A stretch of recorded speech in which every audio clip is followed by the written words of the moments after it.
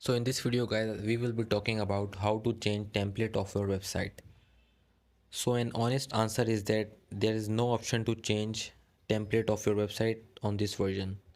As you can see on the official website that there is no template switching in version 7.1. Instead, try out different style options. So what it is saying? It is saying that we can change the style options of our current template. So for that we need to go to design and then site styles. Here you can change the fonts. For example, you can change the size of font.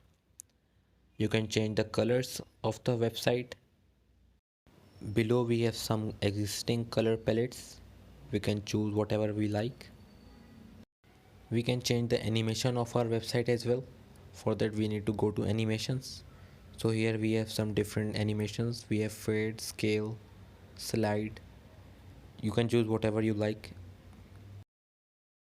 So once we have edited our website style, we can save our changes.